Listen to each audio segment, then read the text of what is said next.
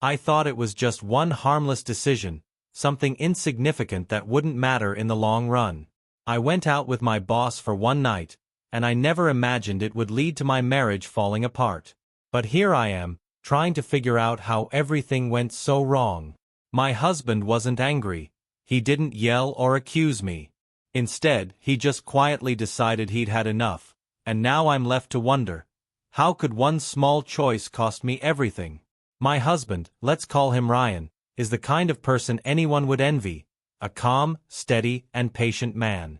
4 years, I thought his unshakable nature was what made our relationship perfect. He never got jealous, never doubted me, and always trusted me completely. At first, I loved that about him. Isn't that the dream? A partner who gives you freedom and never questions your loyalty? But over time, that same calmness started to feel like indifference. No matter what I did, it seemed like nothing could rattle him. If I went out late with friends, he'd just tell me to be safe. If someone flirted with me, he'd laugh it off like it didn't even matter. I began to crave something more, proof that he cared, that I meant enough to him for him to feel something. Anything. I didn't want control or toxic jealousy, but I wanted to feel like I was irreplaceable. Instead, I started to feel like a comfortable habit, a piece of furniture he trusted would always be there. That feeling, it started to eat away at me, and I couldn't let it go. It started as a small thought, just a tiny seed of frustration that grew into something much bigger than I could control. I told myself it was harmless, an innocent way to get his attention. My boss, Greg, had always been overly complimentary, the kind of man who knew exactly what to say to make you feel important. And one evening, after finishing a big project, he invited me out for dinner to celebrate. It was just the two of us. No co-workers, no team. Deep down, I knew what it looked like, what it meant.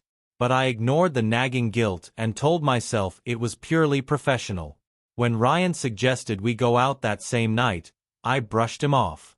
I lied, told him it was a casual work dinner with a group of colleagues. I wanted to see if he'd push back, show even a hint of jealousy. But like always, he didn't.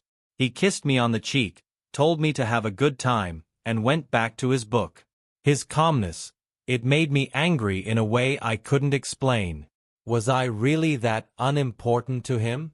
I left that night thinking I was proving a point. I had no idea how much I was about to lose. When I came back home that night, Ryan was sitting on the couch, as calm as ever. He asked how dinner went, his tone light and casual, but I could feel the shift in the air. I gave him a vague answer, brushing it off like it was nothing, but I could barely meet his eyes. The guilt was eating away at me, yet I refused to acknowledge it. Over the next few days, his behavior began to change. He wasn't cold or confrontational. Ryan wasn't the type. But the small things were missing. The way he used to ask about my day. The quiet moments before bed when he'd hold me close. Even the easy banter we shared. It all started to disappear. It was like a part of him had withdrawn, and no matter how much I tried to pretend everything was fine, I knew it wasn't. Then, one evening, he asked me point blank, "Did you go out with your boss alone?"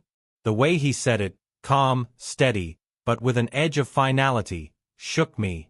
I wanted to lie again, to brush it off like it didn't matter. But something in his eyes made it impossible. I admitted it, but downplayed it, saying it was just a work dinner, nothing more. He didn't argue or accuse me of anything. He just nodded, said, "I see," and walked away. That was the moment I realized I'd broken something I couldn't fix. Over the next few weeks, things only got worse. Ryan didn't yell or fight. He never raised his voice. But his distance grew, like a wall I couldn't break through. I tried everything to bring us back to normal. I planned special dinners, asked him about his day more often, even tried to be more affectionate. But nothing worked.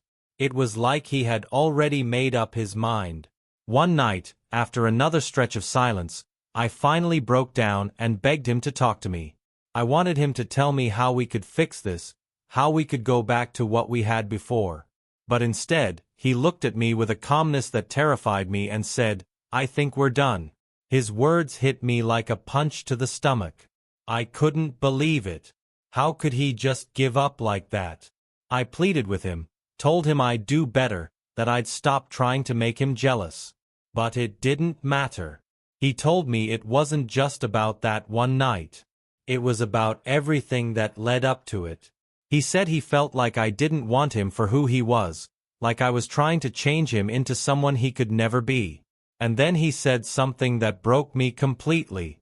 "I've spent so long trying to make you happy, but I don't think I can anymore." The next day, he packed his things and left. Just like that, my marriage was over. The house felt like a shell after he left. Quiet, empty, and suffocatingly still. Every corner was a reminder of him, of us, of what I'd thrown away.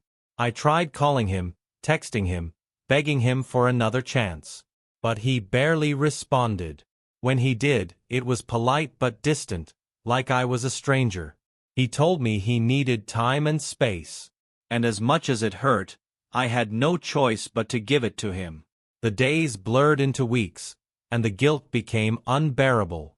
I replayed every moment, every choice, over and over in my mind, wishing I could take it all back. I couldn't eat, I couldn't sleep, and I could barely function at work. To make things worse, Greg, the man I'd chosen to spend that one night with, started acting differently, crossing lines I hadn't anticipated.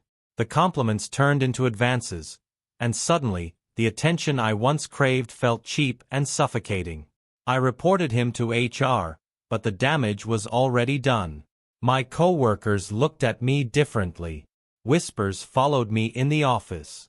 I realized I had destroyed not only my marriage but also my professional life. And then there was my family. They didn't hide their disappointment. Some even said they weren't surprised. "You always wanted more," my sister said one night, her words cutting deeper than I expected. Even Ryan's parents, people who had once treated me like family, completely cut me off. It was like the entire world had turned its back on me. And honestly, I couldn't blame them. Looking back now, I can't believe how blind I was. The little things Ryan did, the things I brushed off as insignificant, were his way of showing me I mattered. Instead of cherishing those moments, I let my insecurities drive me to ruin the best thing I ever had. I thought I was testing his love. But really, I was testing his limits. And I pushed too far. It's been months since Ryan left, and though the pain hasn't faded entirely, I've started to come to terms with my new reality. The divorce is final, and with it came a bittersweet sense of closure. I've quit my job, distanced myself from the toxic environment, and started focusing on rebuilding my life. It's not easy. Every time I walk into a quiet house or see an old photo of us, the ache comes rushing back. But I know I can't let it define me forever. Ryan deserved better. And though I'll never get the chance to make it right with him, I can at least honor the lessons he taught me. Love isn't about dramatic gestures or fiery passion. It's about trust, consistency, and showing up for each other in quiet, meaningful ways. I had that once, and I threw it away. But if I ever get the chance to love again, I'll make sure I never take it for granted.